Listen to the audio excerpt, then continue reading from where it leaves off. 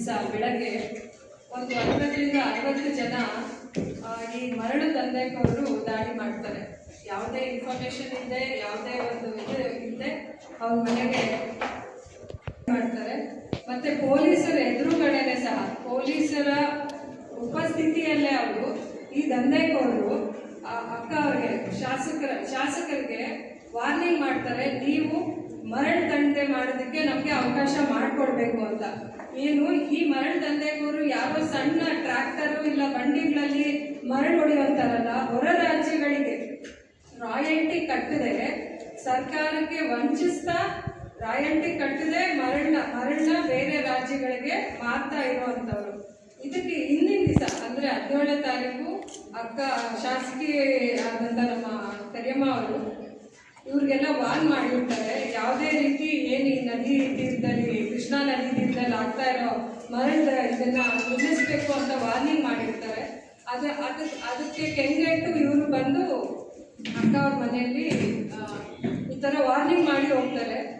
ನಿನ್ನೆ ದಿವಸ DC ಅವ್ರಿಗೆ ಕರಿಯಮ್ಮ ಅವರು ಮತ್ತು ಎಲ್ಲ ಭಾಗದ ಜನ ಎಲ್ಲರೂ DC ಅವ್ರಿಗೆ ಈಗಾಗಲೇ ಕಂಪ್ಲೇಂಟ್ ಮಾಡ್ತಾರೆ. ಆದರೆ ಈ ಕಂಪ್ಲೇಂಟ್ ಮಾಡ್ತಾರೆ ವಿತ್ ಪ್ರೂಫ್ ಕಂಪ್ಲೇಂಟ್ ಮಾಡ್ತಾರೆ. ಈ ಪ್ರೂಫ್ ಇದ್ರೂ ಇಷ್ಟು ಜನ ಬರ್ತಾರಲ್ಲ, ಇವ್ರು ಯಾರು ಅವ್ರ ಸಂಬಂಧಿಕರ ಅಲ್ಲ, ಇದೇ ಮರಳು ದಂಧೆಕೋರೇ ಬರ್ತಾರೆ, ವಿತ್ ಪ್ರೂಫ್ ಇದೆ. ಆದರೂ ಇಲ್ಲಿವರೆಗೂ ಯಾವುದೇ ಕ್ರಮ ಕೈಗೊಂಡಿಲ್ಲ, DC ಅವರಾಗಲಿ ಯಾವುದೇ ಕ್ರಮ ಕೈಗೊಂಡಿಲ್ಲ.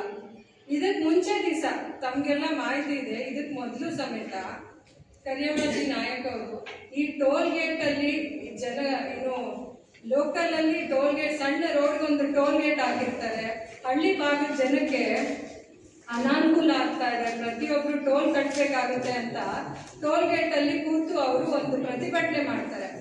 ಇಮಿಡಿಯೇಟ್ ಆಗಿ ಟೋಲ್ ಗೇಟ್ ಅವರ ಮಾತು ಕೇಳಿ ಕರಿಯಮ್ಮಾಜಿ ನಾಯಕ್ ಅವ್ರ ಮನೆ, ಅವ್ರ ಮೇಲೆ, ಅವ್ರ ಇಡೀ ಕುಟುಂಬದ ಮೇಲೆ ಕೇಸ್ ಹಾಕ್ತಾರೆ. MLA ಅವ್ರ ಮೇಲೆ ಕೇಸ್ ಹಾಕಕ್ಕಾಯ್ತು. ಆದರೆ ಈ ರಾಜ್ಯ ಸರ್ಕಾರ ಇವಾಗ ನಮ್ಮ ಹೆಣ್ಮಕ್ಳ ಮೇಲೆ ದಾಳಿ ಆಗಿದೆ, ಅವರು ದೂರು ಕೊಟ್ಟಿದ್ದಾರೆ. ಆದರೆ ಯಾವ ಕ್ರಮ ಕೈಗೊಂಡಿದ್ದಾರೆ? FIR ಆಗಿದೆ. ಆದರೆ FIR ಎಷ್ಟು ದಿವಸ? 15 ದಿವಸ, 20 ದಿವಸ, ತಿಂಗಳು, ಆಮೇಲೆ ರಿಪೋರ್ಟ್ ಹಾಕ್ಸ್ಕೊಳ್ತಾರೆ, ಮನೆಗೆ ಹೋಗ್ತಾರೆ. ಬಟ್ ಕ್ರಮ ಎಂತ ಕೈಗೊಳ್ತಾ ಇದ್ದಾರೆ ಸರ್ಕಾರನ? ಇದಕ್ಕೆ ಹೊಣೆ ಯಾರು? ನಮ್ಮ ಗೃಹ ಸಚಿವರನ್ನ ಯಾರನ್ನ ಕೇಳಬೇಕು? ನಾವು ಗೃಹ ಸಚಿವರನ್ನ ಕೇಳಬೇಕು. ಗೃಹ ಸಚಿವರನ್ನ ಕೇಳಿದಾಗ ಏನ್ ಹೇಳ್ತಾರೆ ಅಂದ್ರೆ ಎಲ್ಲದಕ್ಕೂ ನಾನೇ ಹೊಣೆನಾ? ನಾನೇ ಹೌದು, ಹೊಣೆ ಯಜಮಾನನ್ ಯಾರು ಮಾಡಿದ್ದಾರೆ? ಗೃಹ ಸಚಿವರನ್ನ ಯಾರು? ಅವರೇ ಹೊಣೆ.